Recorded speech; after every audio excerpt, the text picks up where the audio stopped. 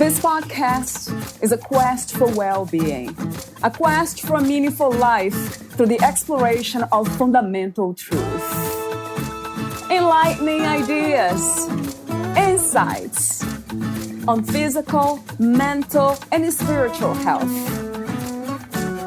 The inspiration is love. The aspiration is to awaken new ways of thinking that can lead us to a new way of being well. Welcome to Body, Mind, and Soul Healing Conversations.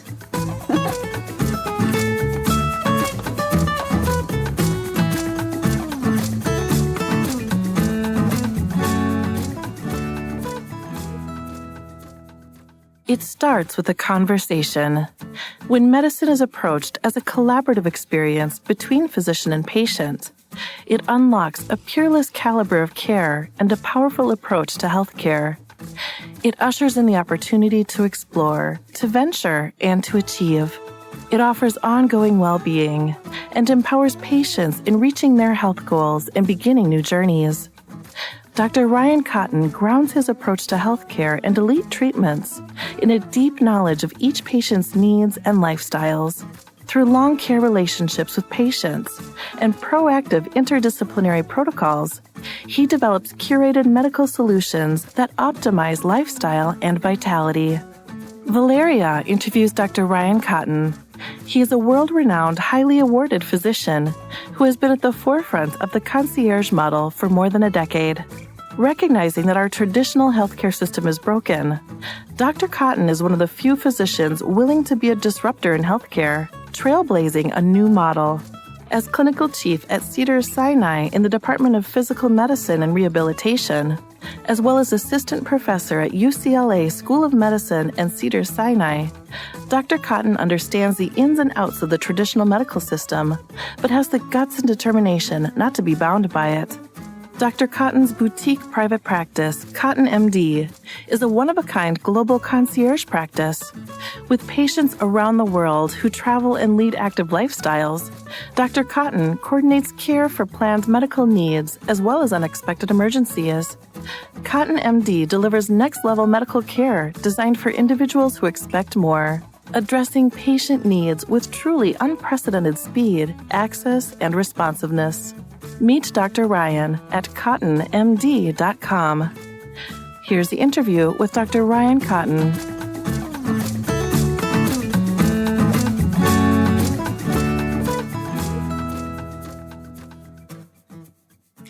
In your own words, who is Dr. Ryan Kotton? Gosh, I'm someone that thirsts to take advantage of life, to live real, to be part of a community, and to be tight with my family. That's who I am in the basis. But I also really have a passion about healing and helping people, and so that's what I get to do in my professional life. Yes, how beautiful! I love everything about you and your intentions per se, your guiding principles, living in community, close to your family, and helping others to heal. What's not to love about all that? So I guess the follow-up question is about the inspiration to become a physician. Why did you choose to do what you do? Sure. Gosh, my grandfather was a physician. My grandmother was a physician. I've had many uncles and aunts. So I've had a long line of family that were in medicine. I remember as a child watching my grandmother. I'm from South Africa originally. And I remember watching my grandmother on television. She was a cytogeneticist, and she would go into the various different townships in Africa and provide medical care that was brilliant. I just remember seeing her on TV and saying, wow, what an amazing humanitarian. Yes. So she was a big inspiration to me. And then I've always loved problem solving and finding ways and solutions to to heal and to fix. And so that was a cerebral interest of mine that led me down the road of neurosciences. And that took me into cognitive science and then functional medicine and rehabilitation medicine. Right. Wow. That's amazing. I love the, the expansion when we are kind of very inspired to also learn more. We feel like there's always something to learn.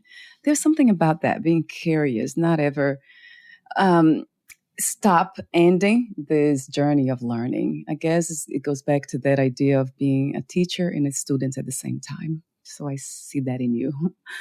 The other question I have, the warm-up questions I call it, part of that is, how do you define the concept of health?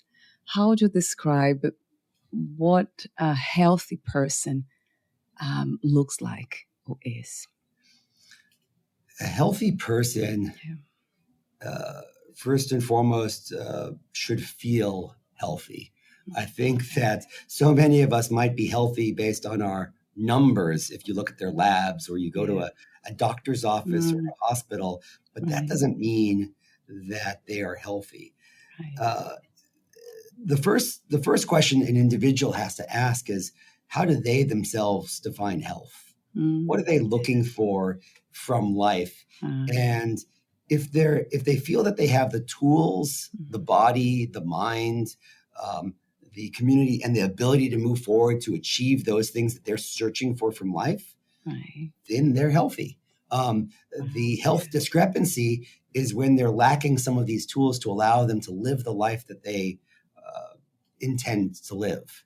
Wow, that makes a lot of sense. That's seems like another conversation in itself, another podcast interview. Yes, the way we define concepts, right? And health is a big one. How do you define health yourself, Brian? I have my own ideas here, but sure. What are yours?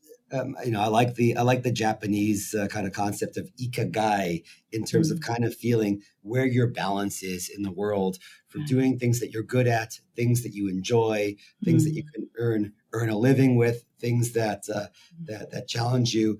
I like to try find this balance as to what allows me to be my truest self. So healthy for me, obviously there's some baseline elements of, I'm getting over a little bit of a cold now. So I have a cough. So I could be considered, maybe I'm not fully healthy because I'm getting over a cold, but it's not impacting me in a significant way besides maybe my voice. So to me, that isn't impacting me. It's perspective. When I have patients that tell me, are they healthy? Or what are they looking for? Because I ask that question to them often. And many of them bring up the same phrase that so many times we've heard, a healthy person can have, 15, 20, 100 different wants, but a sick person only has one want. They want to be healthy. So I think there's a perspective when you're really sick, when you have cancer, when you're in pain, when you're suffering, when there's a real medical diagnosis that is profoundly impacting your everyday, health means something different to you when you're in that place. For a healthy individual that's relatively doing well but wants to optimize health, I think that's where health is different. For me, health means that I'm spending quality time with my family at home, that I'm impacting the world and making a difference, that I am being there for my patients in my clinical practice, that I'm being good to others. And on top of all of that, hopefully I'm being proactive in terms of planning to get adequate sleep, nutrition, good sex life, decent sleep, and making sure that I'm not on the edge of becoming sick. Right. Wow. It makes so much sense to me. Yes. Yeah. To all of it. From your perspective and everything you said about, the perspective that we might have of health when we are seriously diagnosed with something that's much more, let's say, debilitating. I know it might be, for me, health, I guess because I've been trying to, I looked at the physical, mental. So I tried so hard. Physically, I seemed to be, and I felt very healthy physically. And then mentally too, I was very positive, proactive, always very productive. But then I noticed, that was about 20 years ago, I noticed that I was not being kind or loving towards myself, others, in the environment. And that's when I just dropped everything, and I had to find a new way of perceiving the world, reality, and it took a spiritual kind of journey, and from that. But now it still resonates to my core that to be healthy is to be kind, is to be loving. If I'm not loving, if I'm not kind, something seems off. It's almost out of balance. Being healthy, I think being kind is both being healthy and being healing. Yes. yes. Yeah, that's it, Ryan. It really, I don't know, that might resonate with some people or might not, but it's the truth for me that the foundation is kindness and love. Then everything else becomes so much easier in a way. Even if the body's not feeling well, it's just, I cannot even compare or go back anymore. It's interesting. Like you probably have heard that once you see something, you can't unsee it. Very true. That is that. Regarding the purpose of the human experience, from my perspective, is the same thing. It's love. Always it goes back to that. But what is your perspective of the meaning of life and the purpose of the human experience? I think it's connectivity. We want to feel meaning. In working with some of the most quote unquote successful individuals in the world, I think success to them might be very different than what success looks like to the public about, when people look at them. The meaning of life really is you want to have value. You want to be able to impact change somehow. Right. You want to be significant, right? And significant can be tied to ego, or it could be tied to community. Yes.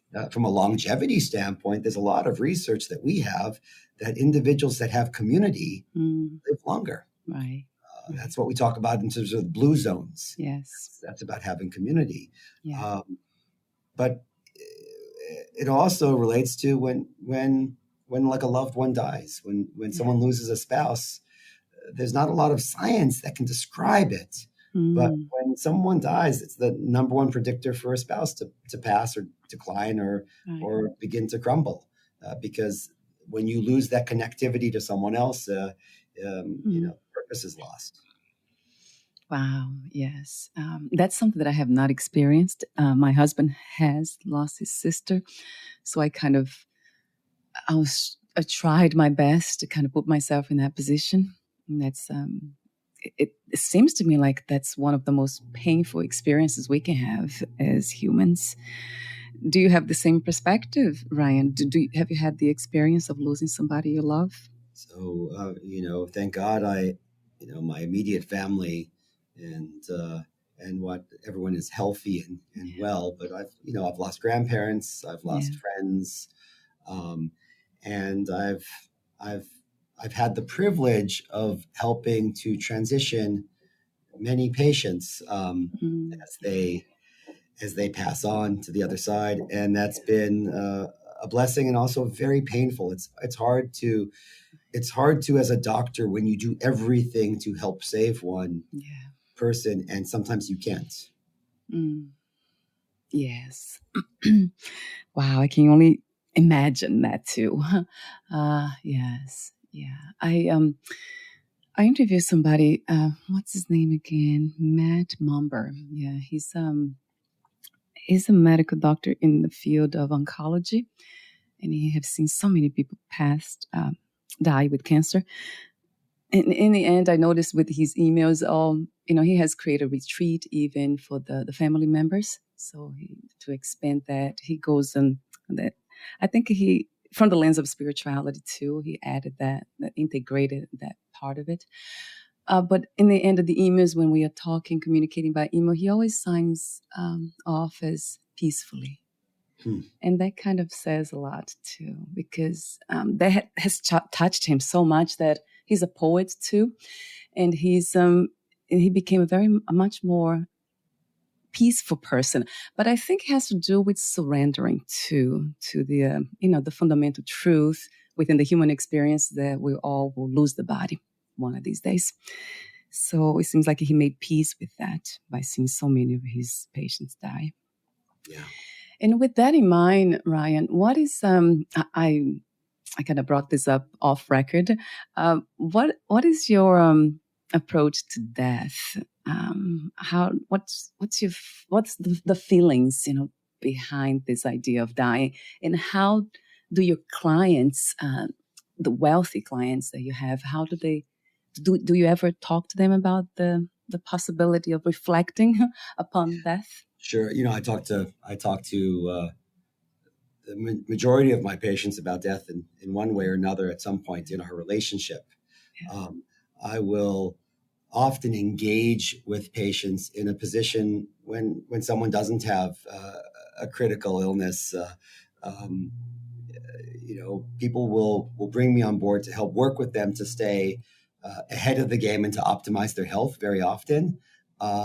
So we're able to talk about these things before we're at a crisis. Right. And by having conversations early, it's profoundly impactful and helpful. People don't want to have these conversations. Right. But I think it is important to share with family, friends, and your physician what your views are in terms of what your wants are in terms of the dignity of the process of dying. How invasive of life-saving measures do you want doctors to do? Do you want them to do CPR? Do you want them to have a tube to help you feed? Do you want them to do cardioversion and shock you? So these are kind of the entry-level basic questions that if we plan in advance, it is easier. It doesn't matter how much money you have. Death will see us all. Having more money is there's so many advantages as having a lot of money, because it helps you sometimes get more robust treatments or more experimental treatments, or travel places to get certain care. But it doesn't remove the challenges of dying, and there's also a lot of challenges with family. When a wealthy person is at the end of their health, suddenly there's economic issues that are beyond just their health. People are sometimes thinking about inheritance. Right. That becomes a really challenging thing. I feel that crises bring out the truth in people. That if someone is in it for the money, that becomes very evident in these crisis situations. If someone is a loving family member that's there to just give support and bring peace and to make it easier transitioning to a loved one, that becomes evident too. So we see tons of different personalities. I've observed, I've seen so much, and there really isn't a big difference between what we can do. No one can stop death. Right. But we can provide dignity. Yes. I love that. Yes, a billion times to that. Yes.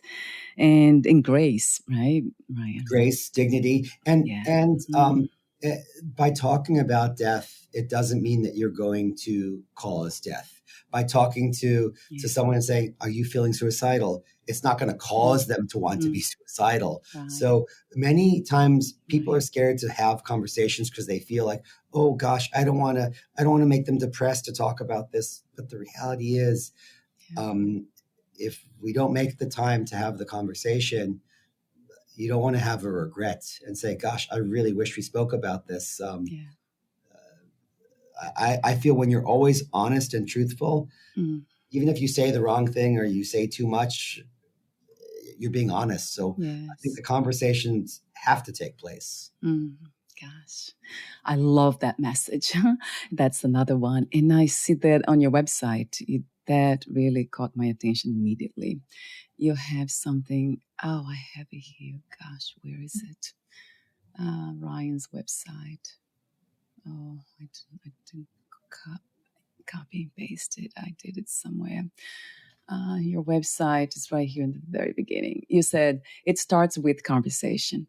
When medicine is approached as a collaborative experience between physician and patient, it unlocks a peerless caliber of care and a powerful approach to healthcare.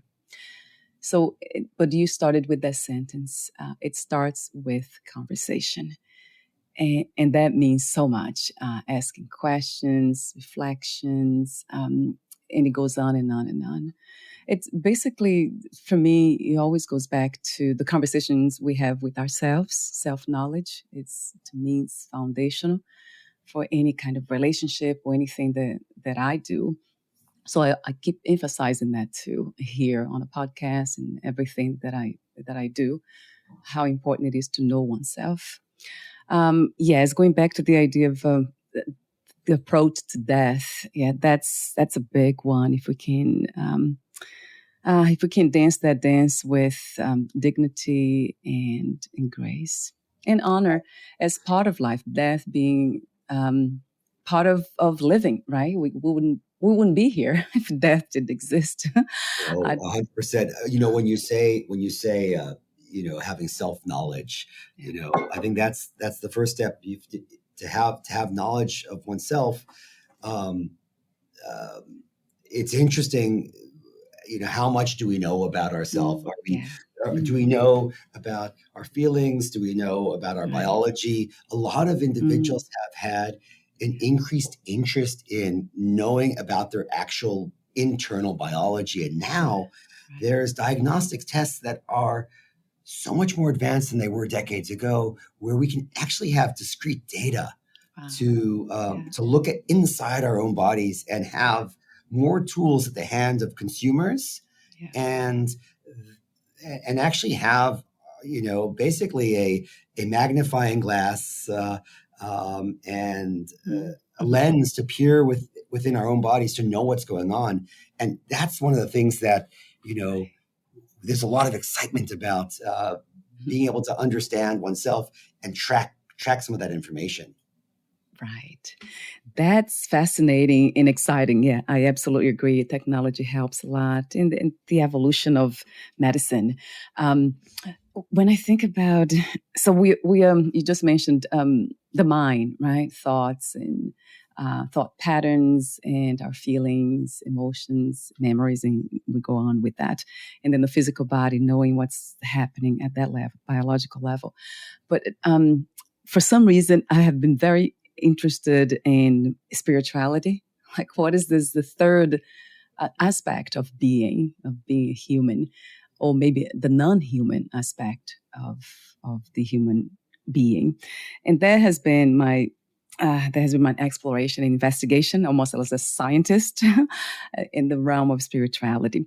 I mean, I have, of course, my own understandings here, which they are very simple, but not maybe not for most people, that we are all divine. We are all gods.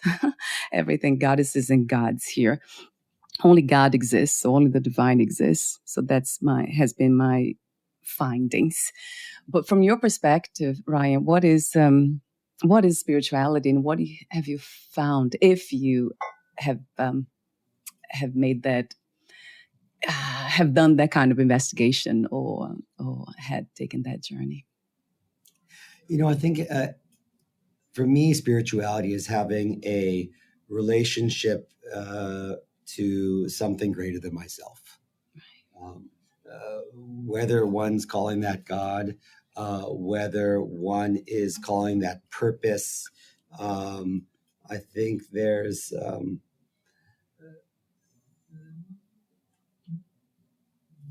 the essence of who I hope to be is a guiding force that allows me to do what I do when I wake up in the morning. Um, I feel driven to make the differences that I make, and I felt that I have kind of a course of action that I'm very much in control of, but there are certain unavoidable things that will help push me forward, and perhaps that's part of spirituality. I think we have the ability to make very important decisions on a daily basis. Sometimes I wonder if we make different decisions, do we end up in a different place, or do we still end up where we were meant to be? Right. That's a great question. I met my wife. It was funny when you talk about spirituality and kind of things like that. Like I met my wife on a small little island about an hour off the coast of Bali in Indonesia. I was going out there to have some solo time, just to focus and to be introspective, and our paths crossed, and we were in this. We met in an airport lounge. We then sat next to each other on an airplane. And then we were randomly in the same Jeep on this tiny little island. I then, completely unintended, the next time I randomly met her was in the middle of India. And then again in the middle of Aspen, Colorado. So there are chance occurrences that sometimes happen in life that are well beyond our control. And to me, I think it's kind of fun to have a little bit of magic like that. Yes, sounds very much like it. Yes, synchronicities. Yes, yeah. I don't know how much control. Now I'm getting to understand better this idea of free will. I always kind of inquired about that. And from the big picture, it seems like everything is life itself, like we are life itself. There's no specific entities here. In a way, it feels that way. But also, yes, the magical part of it, that's very clear. I think life in itself, just being here now, hear my voice, your voice, having this conversation, I mean, this is amazing to me. It fascinates me that we can inquire about, life itself and have these conversations and then connect at a deeper level and then help others to do the same. I mean, all this to me, it's magical and miraculous.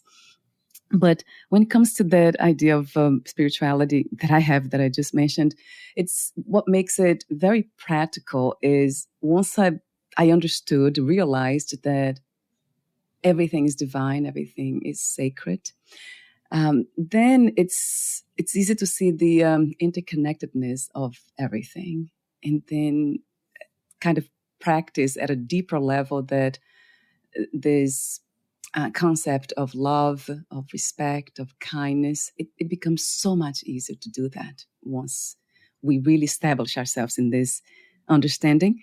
And I don't know, that's one of the questions that I ask. Why don't we all access this realization that we are all interconnected? I think sometimes we're in different spaces. If someone is really sick, if someone is challenged in their health, I've seen people that are in those worst cases in life where their truest nature comes out, and they are having a period of acceptance and gratitude for the smaller things that they have in life, and they realize what's important. And it's a framing of what they want and what they want to do in remaining time. And there are other individuals that just fight it, and that are angry at the world and feel like someone robbed them of something, and they're upset with that why them, and everyone has a different approach. And I believe, and this is just kind of as a neuroscientist, from my perspective, we are, very much who we are is typically, I believe, created by the time we are 14 years of age. By the time we're 14, we are the essence of who we will be for life. And that's primarily due to these primary neurodevelopmental pathways that we've built that are wired, and there's evolutionary and biological reasons for this. We've done that based on our parental upbringing, based on our genetics, based on the environment that we grew up in. Everything becomes hardwired. We start off with this grand potential in multifactorial directions, but as time goes on, the constructs that we're working within become more defined. And there has to be something truly transformational to cause someone to significantly pivot later on in life. It's been my experience, at least. Wow. Yes, that's amazing. I have seen that, of course, with within my family. I guess with me, I cannot say that because at 14, you said 14, I was a mess. So I think something happened then, and because I transformed. That I'm just hoping that happened because I was born. I think it's the influences that impact us early on that have the greatest impact in terms of who we become. Yeah. Oftentimes what our worldview is. And then there's a handful of extremely positive or extremely negative experiences or individuals that kind of help guide us along in one direction or another. They give us a little bit of a nudge, if you would. Right. Yeah, that makes a lot of sense. How amazing how the body itself, the biology influences so much. The DNA, the ancestry, it's incredible. I'm glad that we are exploring that more and more and more as well. Still, my interest it's going more into the realm of spirituality for some reason. It's just for some reason, you see, it might be because of this maybe I was wired for that. Who knows, somehow. So, gosh, Ryan, I would talk to you forever about these things, the philosophical, spiritual, and everything in between here. But let me go back to the topic of well-being, health, healthcare. So one of the things that you said is one of your statements, our traditional healthcare system is broken.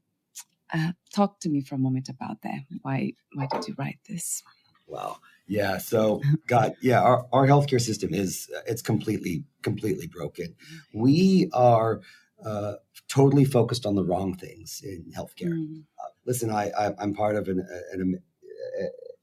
amazing hospitals. I have incredible colleagues, and I love the goals that we have in the administration of health. However, we're focused on managing diseases as opposed to helping people. And the entire infrastructure of the healthcare system has actually been wired. So we talk about wiring. Yeah. The wiring, the nascent, if we think of the healthcare system being a baby growing up, we have grown an entire system that has been tied to money. It's been tied to finances. It's been tied to the government. It's been tied to codes. So we've created a system where a physician is incentivized and required to give someone a diagnosis and then squeeze them into a tiny box and say, this patient is ICD-10, which is an International Classification Diagnostic System codes.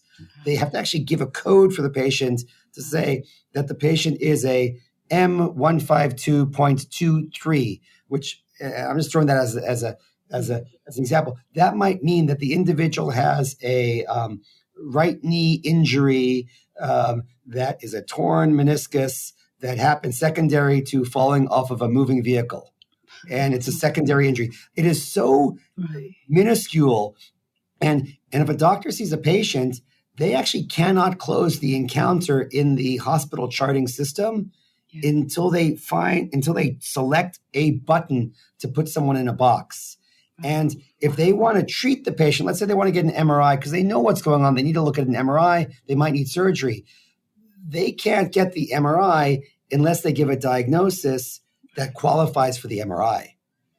So they actually have to choose a diagnosis that might actually be a lie. It might be incorrect and they know it's incorrect, but they want to help the patient. So they're going to choose a diagnosis that's worse. so that they can qualify to get an MRI, because they won't be allowed to get the MRI unless they do that.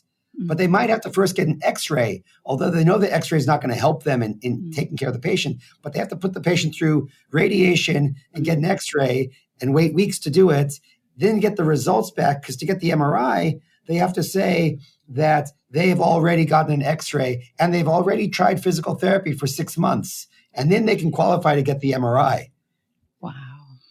And that's amazing, because they want to get a treatment for them. So that's the system is built on creating codes, diagnostic codes that can then correlate to treatment codes, the CPT codes or treatment codes. So if you don't have a diagnostic code and a treatment code, the doctor can't get paid. So the system incentivizes individuals to create diagnoses and then to create surgical procedures, because those are the only things that hospital systems are reimbursed for. So you have a lot of people getting surgeries for things they might not need. And people are developing chronic disease for months, if not years, because they're bouncing through the system like a pinball machine. Right.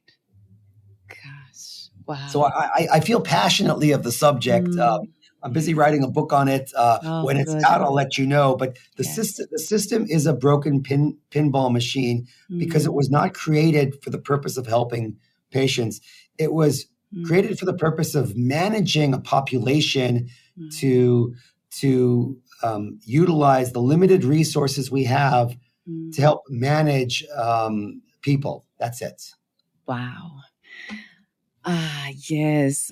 I've heard that before. It's kind of hard to believe that we have not evolved, right? As a system, the system has not evolved. The result is we end up with waterfall medicine. We end up with medicine where all of our money and resources are being thrown at the person when they're when they're falling off the waterfall. Right. If people focus on proactive care and preventative medicine and upstream in medicine, as I call it, it costs a fraction as to what the care at the end of life costs. And it's really effective. Gosh, yes, 1 billion times that. And how could this become a reality, Ryan? Do you have a vision for that, a plan perhaps? I do. I have some big plans for that. I think that I actually think that the system needs to be, I think a different system than Medicare needs to be in place. I think a system in which we actually almost kind of throw out the entire book and create something that is a competitive system to the Medicare or an insurance industry system, something completely novel, that has to take place. We cannot, the insurance-based system and the Medicare system is not fixable because the construct that it was created on is broken. We have to do something different. Go back to the basics, focus on proactive health maintenance for individuals. Basic things like access to healthy food, nutrition that is not polluted with all sorts of junk and toxins, being able to get adequate mental health support for people, being able to encourage exercise and focus on well-being. Some of these basic things, we have to create a financial model to incentivize individuals to do the right thing. We have to focus on businesses, large organizations. We have to share data with them to show that businesses do better when you invest in the people, when you invest in the wellness of the workforce. I think that's part of the solution. Right. Yeah, that's it. So instead of focusing on how to manage illnesses, we focus on how to educate people on wellness. Right. And starting at a young age, starting in childhood. God, I have dreams of being able to empower kids of the future, integrated into our into the social media, integrated into the movie industry, bring it part of our culture so that it's something positive. Yes, that's, yes, another 1 billion times to that. Children at an early age. You see, that goes back to what you said earlier about that we wired in a certain way, and it seems like it's very challenging to rewire, to unlearn and relearn. I'm wondering if that's the main problem, because it feels like we as individuals need to kind of be able to see that as a need, that we need to take care of ourselves, know ourselves and take care of ourselves, not kind of wait or let other people decide or take care of us. They can help, of course, and guide, but not make decisions. And I don't know, that's an interesting thing, because I wonder if that has to do with the mentality of, or the mindset of almost like being a child, a victim in a way, always waiting to be told what to do, and then complaining if something doesn't work. I think if someone is placed in front of a maze, hear my visual. This just came to me now, but like, let's say there's a giant field and there's a corn maze in front of you, and you're placed in front of the corn maze. You see there's an opening in it, right? Yeah. It seems almost intuitive. If someone's standing in front of this maze, you walk into it, right? Yeah. But why don't you walk a block east, a block north, a block in a different direction, and there might be the most incredible nature. There might be everything else incredible in the world. Why step into a maze? It's because it's in front of us and we see other people walking in. And that's what I think we end up doing. We are sheep. We are sheep. We follow everyone else. We see people walking into a maze, so we walk into it. You don't have to. There's other ways. And I see this in the management of health all the time. There are other ways to practice health than we're doing. We don't have to follow and be sheep. Wow, and you don't have to have billions of dollars to know that there's another way.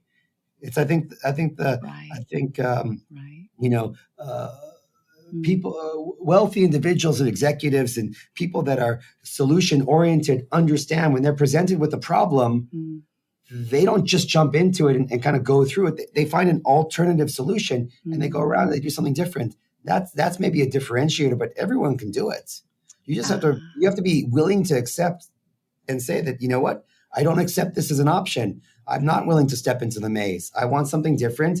I'm going to go around the maze. That's the solution. Gosh, I love that. Yes, that's a beautiful visualization. You just got me, kind of seeing that, imagining that. It's true.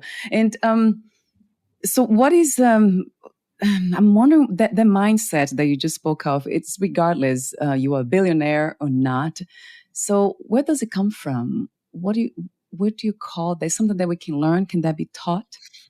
Sure. I think ultra successful individuals and executives in their daily life, they are dealing with problems and they're solution oriented. So they see problems all the time and they are saying, great, let me find a solution. I think the general public probably is unhappy with the broken system, but they accept the broken system and they don't know that there's an alternative. I think that's the difference. And I think that if our eyes are open now and you realize, yes, it's broken. Did you know, for example, if you wanted to get an MRI brain, let's say you want to get an MRI brain, and I discussed that it could take 6 months, it could take a year. You might have to take 5 days off of work to see 5 different consultants, wait 6 months, go through all sorts of testing. You know you're not right. You know something's off. You're worried, God, I have a brain tumor. Something could be really off. But it could take you a year or more to get the MRI brain, and you might have to pay $5,000 out of pocket because maybe your deductible is $5,000, right? So you're paying $5,000 out of pocket, and it's already taken you, 6, 7, 8, 10 days off of work, and all this time just to be able to get an MRI brain. Did you know that you could ask for, hey, can I get this today, and I'll pay you cash? Did you know that doing that, you might be able to get that MRI brain from the exact same place, the same day, pay $900 as opposed to paying $5,000 as an insurance deductible to the insurance company. And you'll get the same thing for 5 times less. You get it right away, and it might save your life. Wow. So that's thinking outside the box. We just have to think out the box. We have to ask questions. You got to go to your healthcare provider and say, hey, doctor, I understand that this is what you're recommending. Right. Is there another way? Is there any other solution? Let's think for a second outside that broken maze of the insurance company, Medicare. Hey, doctor, listen, I don't have lots of money. I don't have tons of cash. Like, I'm not a wealthy person, but doctor, is there a different way I can go outside of the broken system? Reality is the doctor probably doesn't know either. Oh, right? Yeah, I was about to say that. but it starts with having, I go back. You mentioned one thing. It starts with conversation. Yes. And that's where we go back to. It starts with the conversation. Yeah. Ask the question, challenge the norms. If something doesn't seem right, if it doesn't pass the sniff test, as my dad would say, then don't proceed.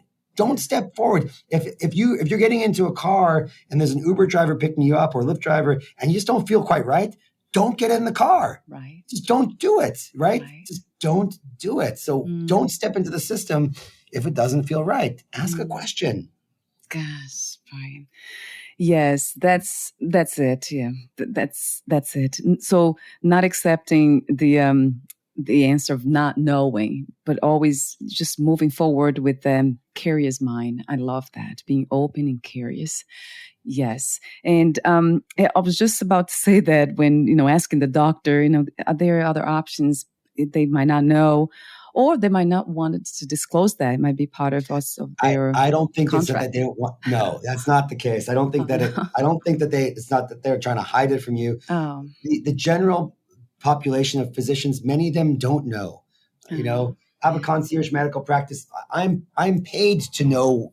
People come to me to find the way around the system, but they know that that's what I do. Right. But still ask your doctor that question, because maybe it'll prompt them to ask some questions too. Right. Yes. They will become curious. Yes. Yes. Yeah. Thank you for saying that. And I apologize for saying, maybe the doctors don't want to disclose that. That's almost like a conspiracy theory type of thing, which is not a good mindset to have. The paranoia thing, thinking that everybody's against you or the whole system. So basically you're saying that the system is just broken. It doesn't work. And most of us are not aware of that, or easily we just accept that without questioning. So that's really the main problem. And it's not that there are people out there, because I have heard that too, that they are trying to keep us in the box, under control. I have heard that. We want to be in the box. It's in front of us and we want to be in it because we don't know there's an alternative. That's the reality. You're standing in front of the maze. Yeah. You say, I see people in the maze. Let me step in. Right. We need to challenge ourselves to say, hey, do we deserve better? Do we want more? I deserve more. Let me find a creative way. The wealthy people are better at knowing not to accept but everyone deserves more, and we should ask for it in a polite way. Yeah, in a kind and a curious way. Yes, yeah. Gosh, this is amazing. Yeah, I didn't expect that message from you. That's an empowering, powerful one. Yes, because it goes back to self-knowledge. It goes back to you being responsible for you. I love that.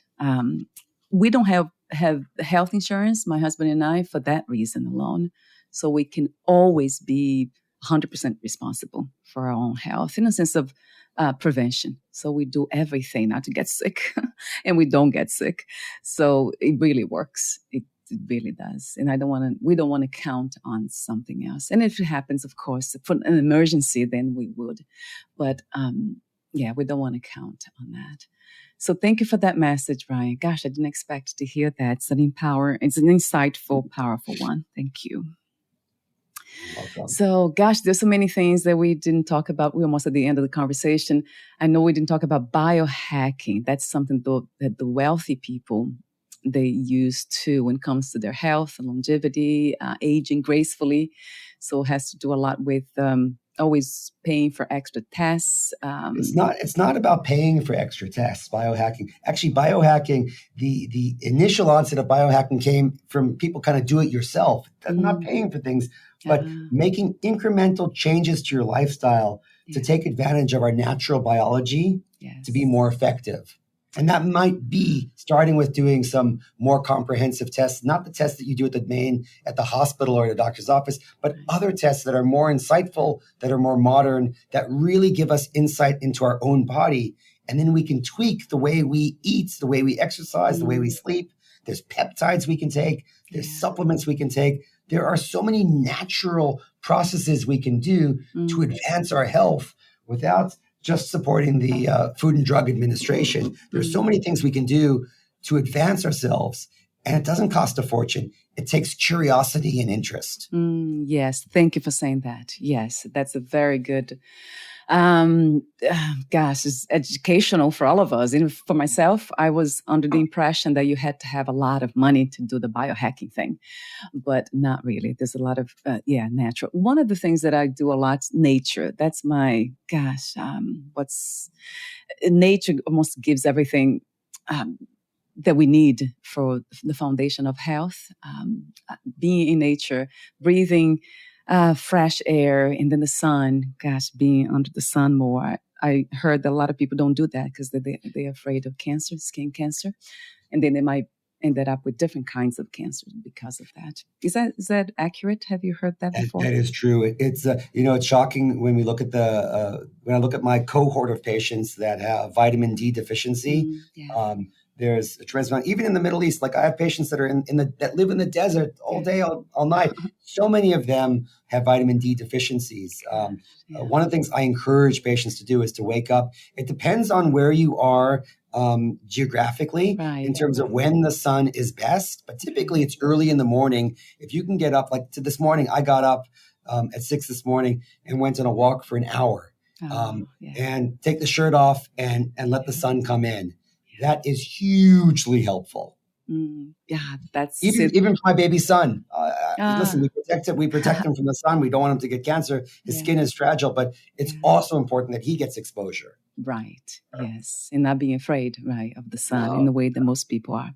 Yes. That's another beautiful tip. Thank you for confirming that too.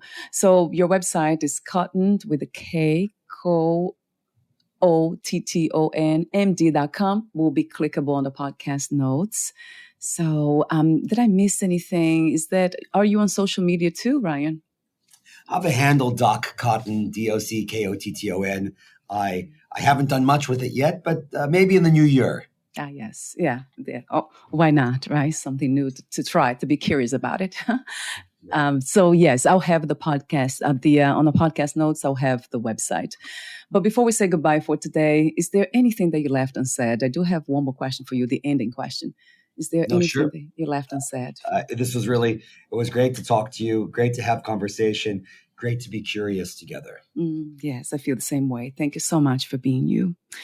And my last question is one that I have asked so many people. I'll ask you too. What are 3 things you wish everyone to experience before they lose the body, before they die? Gosh,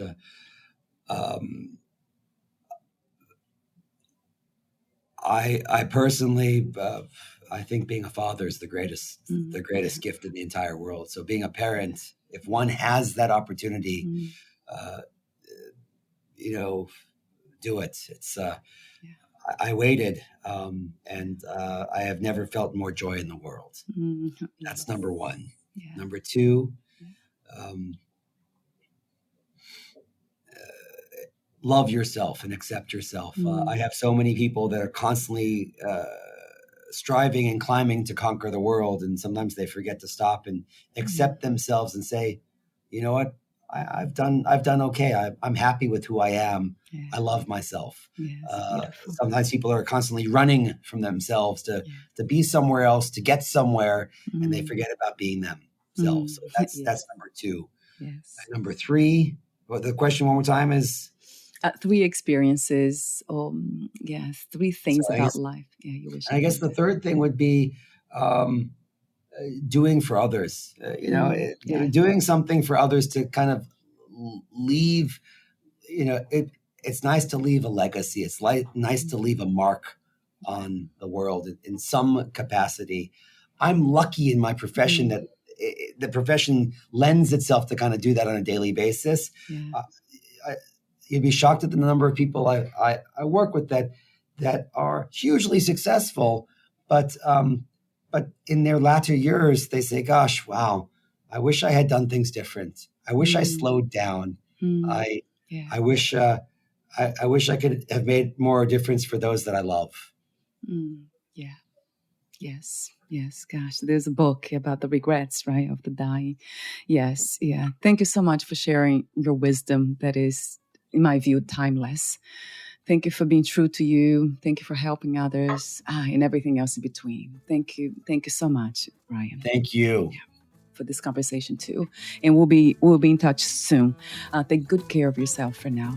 And we'll talk soon. Bye.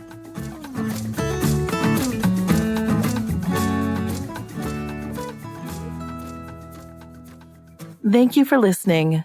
To learn more about Dr. Ryan Kotton and his work, please visit kottonmd.com.